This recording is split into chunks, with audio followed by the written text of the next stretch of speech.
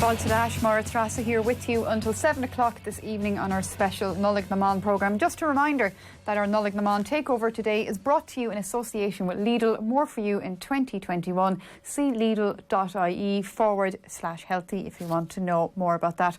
Now, I'm very excited about this next interview. We're going to be speaking to Sara, and she is here with us. She is the chair of the Transgender Network Equality Ireland, and we had a great old chat with Sara Phillips, or I did, during the week on the phone. That was meant to be a 2-minute conversation that ended up in an hour-long chinwag, and I was nearly late for a class due to it.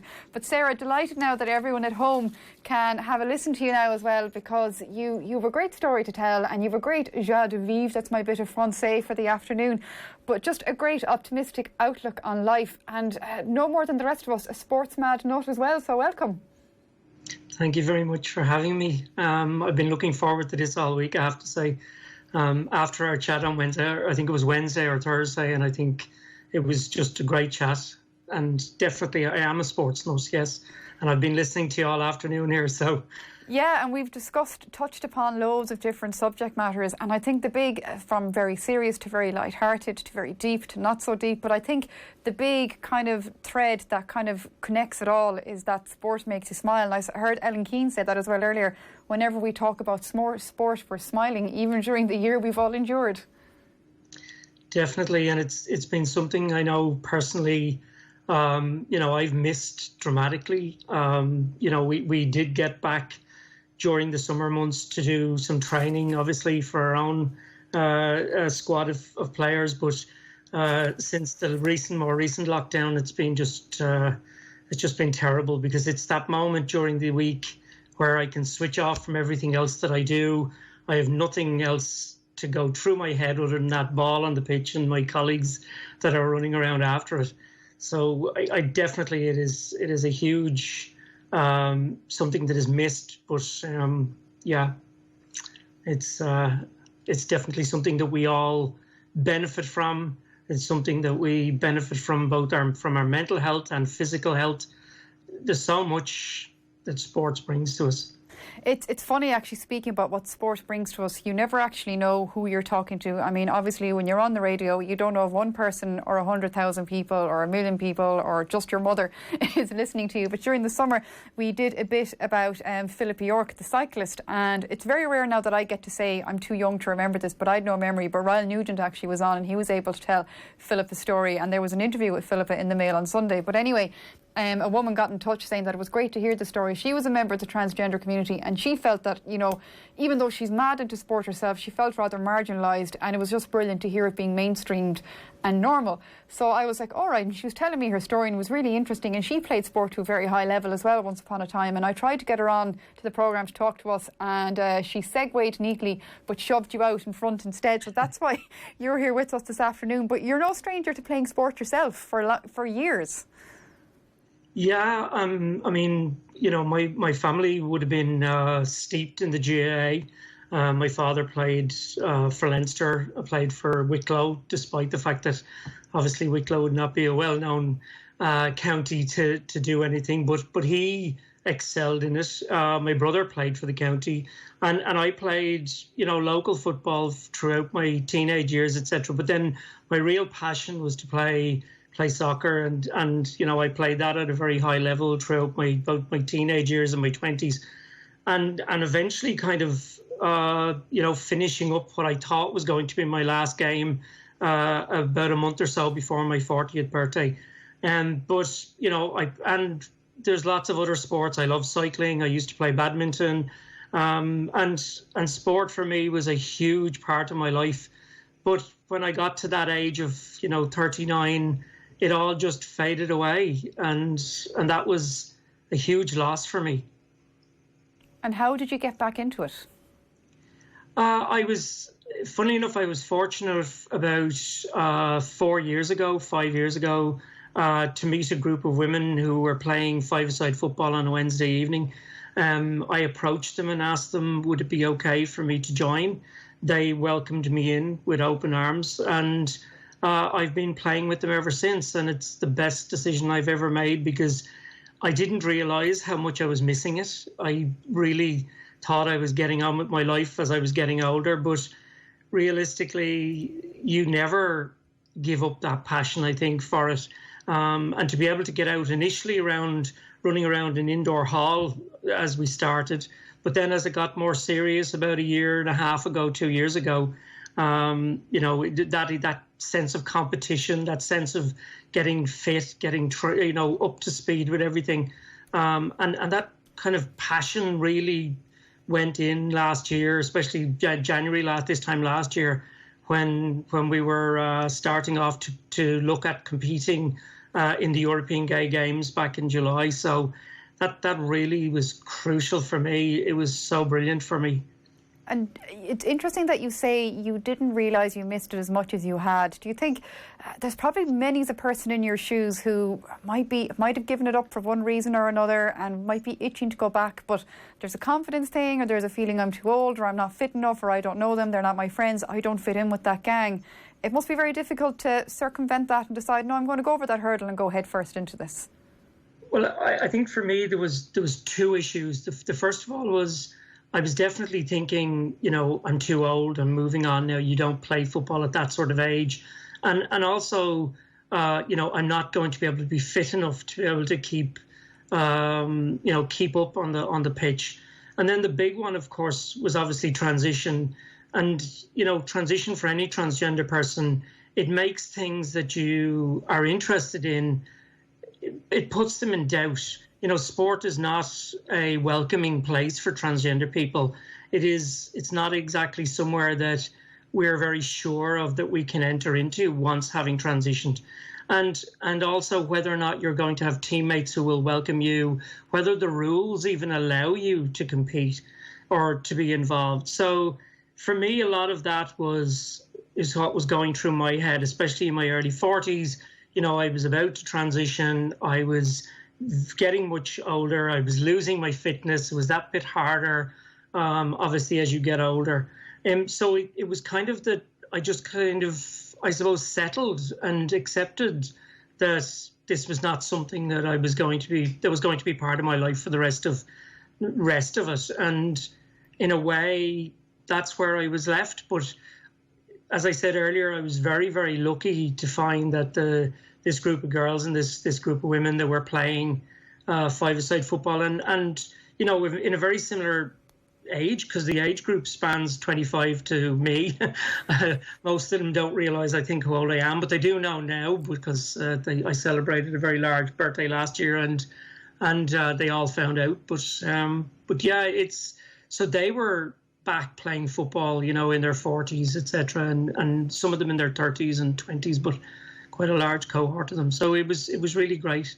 Can you remember how you felt that first night when you came home from that first training session? I'm assuming it doesn't matter how fit you were once upon a time or how high a level you played football at, you probably were still fairly tired coming home.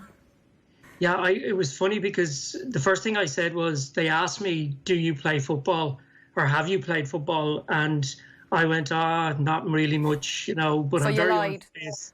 Yeah, very young face. And I went out and we played that first night. And I didn't find it too bad going home. That wasn't so much the problem. It was actually the next morning. I was really, really stiff the next morning. I was very sore.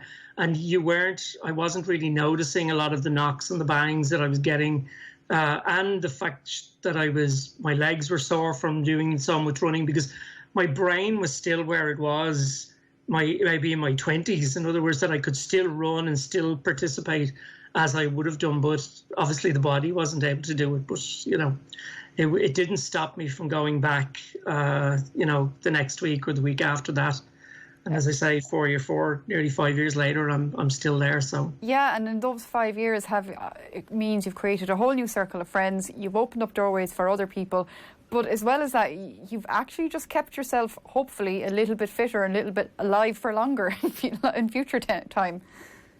Exactly, and I mean, I think that is what's crucial about sport. It opens up not just these social groups that we share with people, and we have new friends, as you say, and I've made so many new friends within the group of women that I play football with, but also my health is much better, my mental health is much better, because I work in the construction industry, but I do as voluntary, I spend as much time sometimes on working with TENI, the Transgender Equality Network Ireland, on trans rights, and therefore my week is very full. So to have something that benefits that positive mental health, that allows me that space to step away, to exert, all the energy I have and enjoy something in life that's not just in the area of work or in my passion of advocacy or activism, but that is something that has no pressure on it, but whatever pressure I put on it. So that has been huge, and it's definitely kept me very young. It keeps me fresh. I think most people, that's one of the reasons why most people don't realise how old I am. So.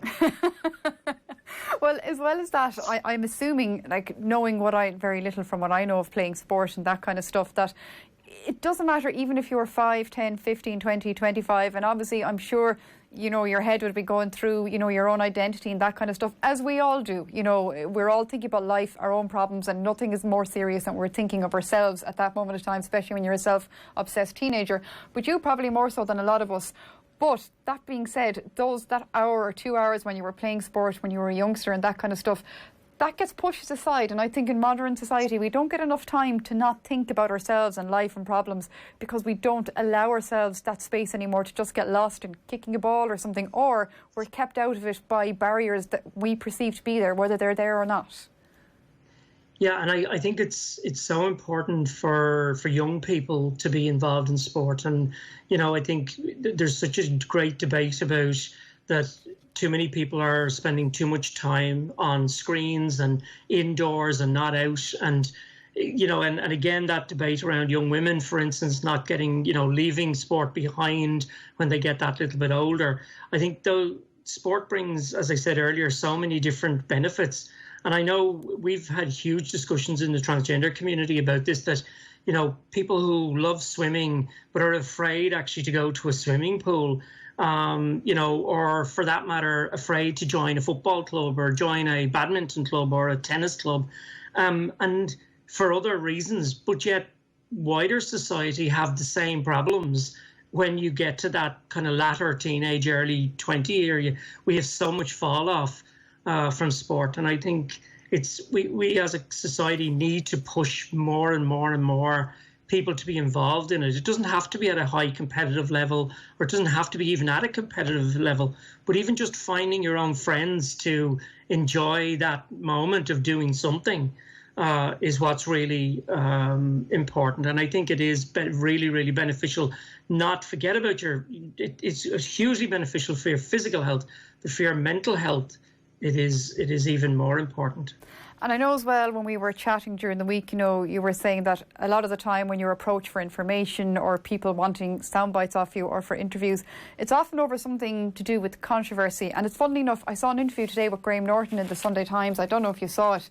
Where he was saying, he suggested that the discourse on social media only conflates aggression towards transgender people, and he was saying that he was bewildered by how angry some people become over the subject. He said discussing transgender issues on Twitter, which he referred to as a 24-hour pub brawl, did not help, and that they're a very vulnerable group and a tiny group. And that's the thing, transgender community in general is small. Find an elite transgender athlete fairly difficult to find, but yet sometimes you'd look at newspaper coverage and you'd nearly think every second athlete is transgender because of the coverage that's given to it. Yeah, and I think there's so much to unpack there. Which can't be done in a soundbite at all, absolutely. No, I mean from the point of view from transgender athletes, like, we have yet to see a transgender athlete at the Olympics. We have no transgender athletes holding world records, and this is at elite level.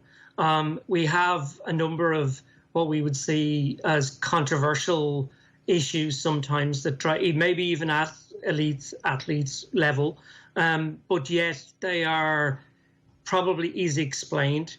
Probably the only elite athlete we see at that level is Chris Mosier, who just about missed out on the Tokyo Olympics and may yet very well get there, but for the American team. But I think it's what happens is that there's these cases that we look at where individual situations are maybe the extreme rather than necessarily the constant and the average. And what we do is we highlight, a society highlights those points, so you get somebody like, say, the issue around, say, Helen Munsey in Australia, or the weightlifter, I can't remember her name at the moment, who recently has come to the fore. But generally, transgender athletes do not excel in any way. And a lot of that is down to the fact that the rules around sport are very specific, and they do not allow the advantage that this brawl, as you say, on Twitter expects. And I know you yourself have mentioned, I think, a conversation you had with Sharon Davies before around this issue. But I do think this is the problem, that we have old tropes being thrown out consistently, and it comes down to not about sport per se. It comes down to actually an understanding of the transgender community, and it comes down to, again, that people like me are basically men who are pretending to be women in this case. And we don't actually talk about the other side in a lot of cases. We don't talk about transgender men and maybe safety for them, or, where they participate in sport. So I think part of the problem is, as I said there at the start of this piece, around unpacking so much, there's an awful lot more that feeds into discussion about transgender athletes competing in the various different areas, because there is a, I suppose, societal attitude towards the transgender community that still has to be dealt with. We are probably 30, 40 years behind, say, the rest of the LGBT community, the way society sees us. And it is a point of where that education is still going to have to continue. And until that has happened, no, we're not going to be able to deal with the issue of transgender athletes in sport. Absolutely. And I'd be thinking, if I'm just putting myself in the shoes of a 15-year-old, say a 15-year-old me, I might be LGBTQ, I might be thinking maybe I do belong to the trans community. But when you just see that kind of discourse flying around online and, throwaway comments here and there, that actually shuts a bigger proportion of the population out then of sticking their hand up over the parapet and saying, I'd like to play football, I'd like to go swimming, I'd like to join this gymnastics team, because you're hiding a part of yourself, really, for fear people don't like you, I suppose. Yeah, and I mean that is the crucial piece here. What are we talking about? Inclusion in sport. We're talking about general everyday athletes like ourselves, or individuals like ourselves. The fact that I'm playing football on a Wednesday night, I'm not playing at a high elite level. I'm not playing at a competition level. But it's about being allowed to play football. And it's the same for young kids. It's being able to not just be able to compete, but to be able to put yourself forward. If you want to get to that level, then obviously there are rules that you have to fit in with, in order to be able to compete. But generally, to be able to be included and welcomed within sport is what is crucial. And I think we need to open those doors for young teenagers and young adults to be able to be welcomed in, and to be able to understand that they are able to continue their sporting endeavours, or that they are going to be able to just at least do it from a social side of it, for nothing else. But that clubs and associations need to make sure that they have,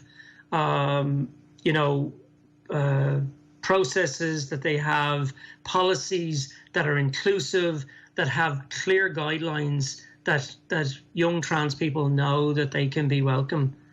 Because that's going to be my very next question. How can we do this? Is it as simple as actually somebody in charge of a local club or in charge of a group or whatever having the word, inclusiveness, inclusive for all? It doesn't matter who or what you are or where you're from. Does that have to be expressly nearly said so everyone knows this is okay? Is that the road we have to go down? And then in tandem with that, educating people at the same time?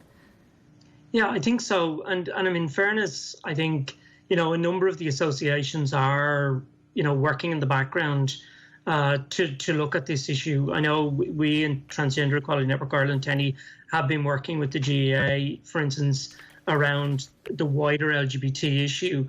And I know, Irish Rugby have their own policies, and some of those they've looked at the way inclusion is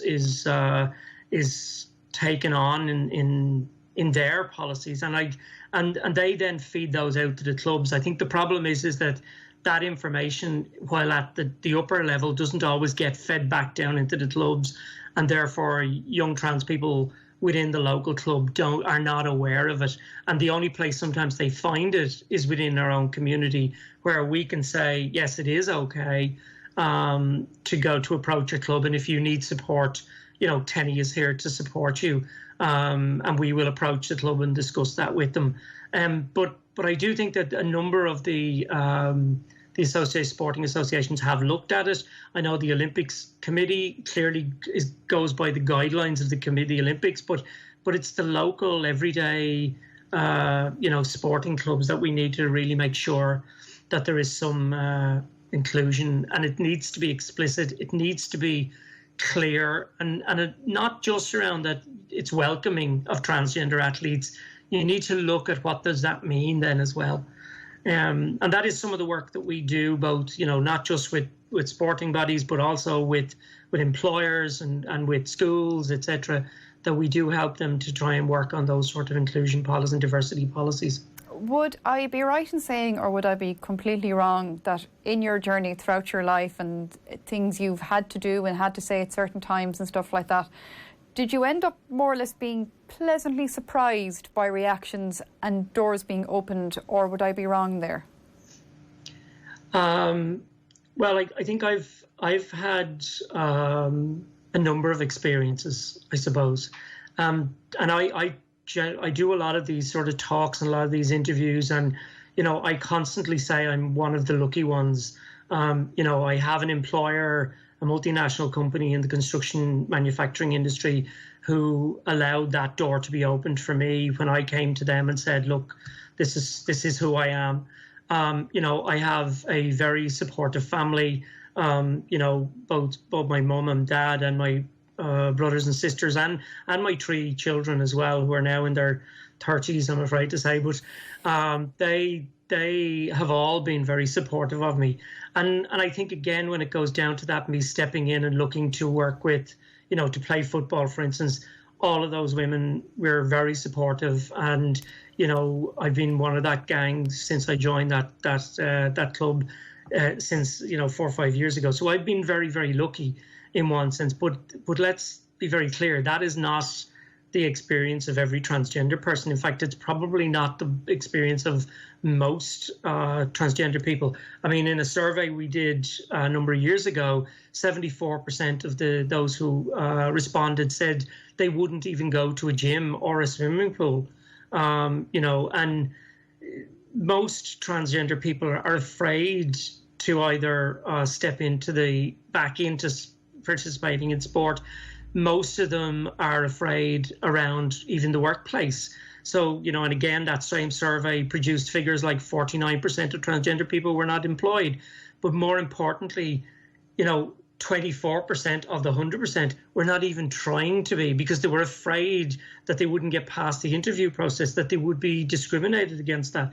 So there are so many different places throughout the whole of society that trans people need to be included, that saying, that there are people who are welcoming and doors do get opened. Yes, of course they do. Yes, of course people are inclusive. And yes, more and more opportunities are happening for us. But generally, it's still a long way off where it needs to be. Listening to that, I think my first reaction actually is that's just very sad. There's a lot of people out there who really do go through those experiences and feel that way. I don't have a better word, but sad. Yeah, and it is. But I mean, let's be very clear here. I came out 30 years ago, nearly now. I transitioned 16 years ago. And in reality, how bad is it today compared to back then? It's a long way. It's a huge, big difference. We now have legal gender recognition. We have support services. We do have very supportive families. The norm is not to be a situation where you come out to your family and that they are not supportive. It still happens that they are not. but it has improved dramatically, and it's getting better all the time. But the current discourse, as you said at the start of this piece, around, even what Jed Graham Norton said, is that there is a part of society that is, we'll say, attacking back, and very much from a uneducated point of view.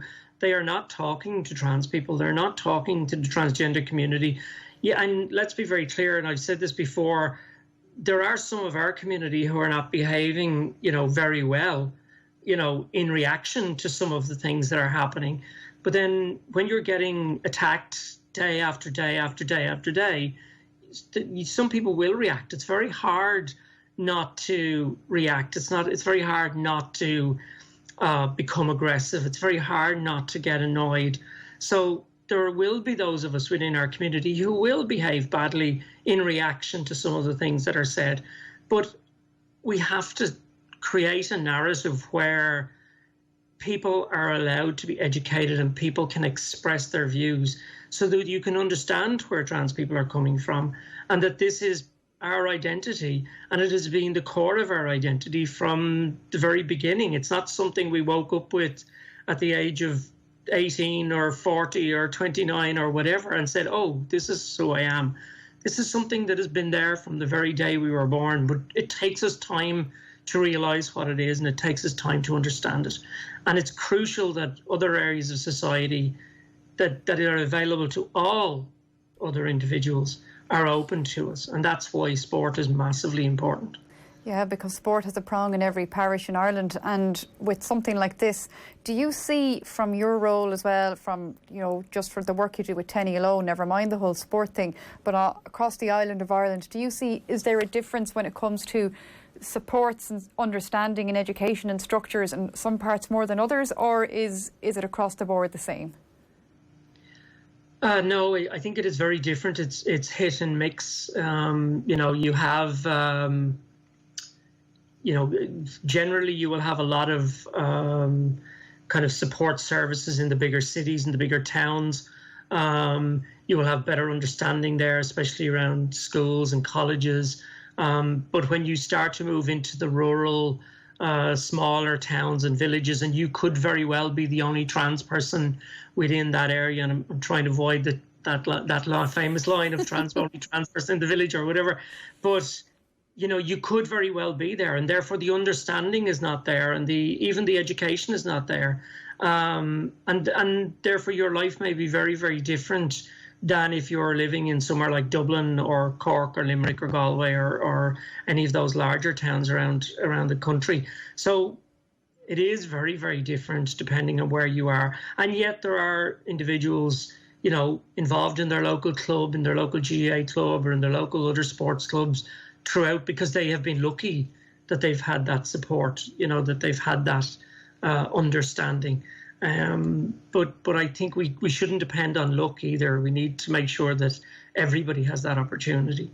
I've been struck by people who are transgender, people who are LGBTQ, people who are Catholic when people prefer they were Protestant, people who are Muslim, whatever makes you different.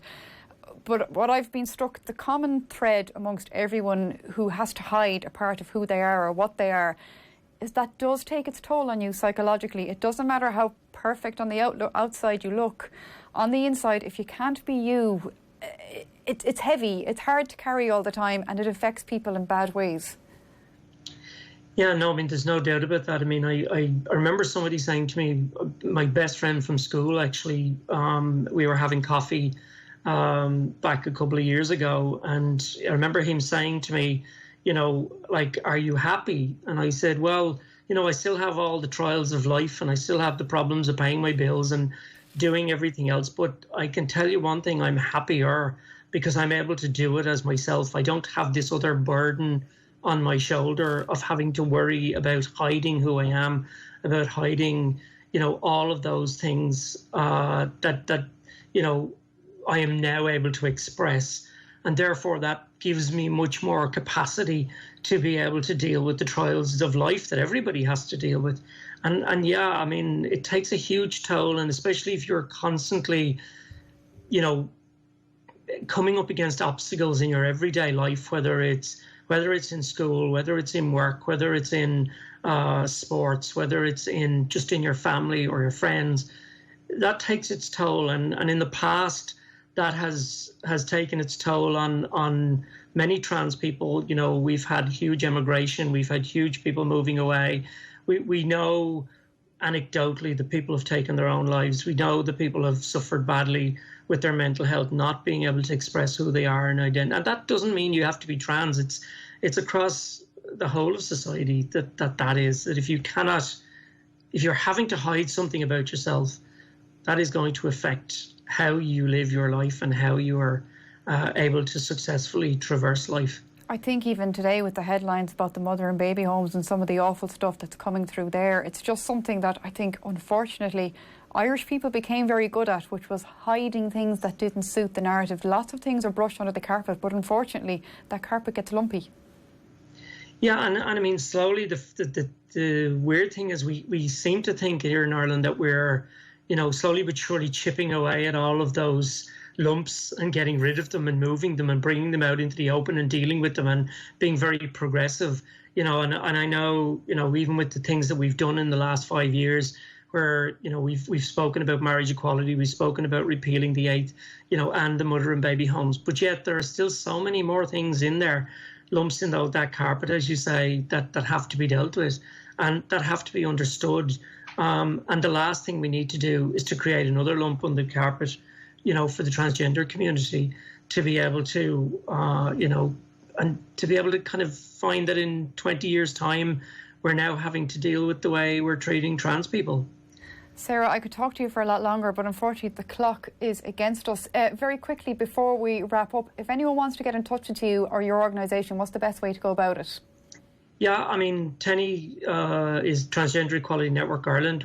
Our website is, you know, teni.ie, so www.teni.ie, or you can email us at office@teni.ie, and you'll get us there at any time. We run a number of support groups throughout Ireland. We have 10 adult support groups and currently 5 parent and family support groups. So if anybody needs any support or you know somebody that needs support, please don't be afraid to reach out. If you're an employer or a sports body, we're there as well to support you, to provide assistance and advice on policies and discussion around inclusion and diversity. Sarah, Gurmila Magat, for your time. I know your gear bag is currently gathering dust, but I'd say you'd be the first person in Ireland pulling it out and pulling the boots back on as soon as hopefully COVID levels go down enough that we can go back to sports participation. You're an inspiration for anyone, male, female, man, woman, child, to still be playing football and to still be rocking on despite everything. So Gurmila Magat, thank you very much for your time. Thank you very much.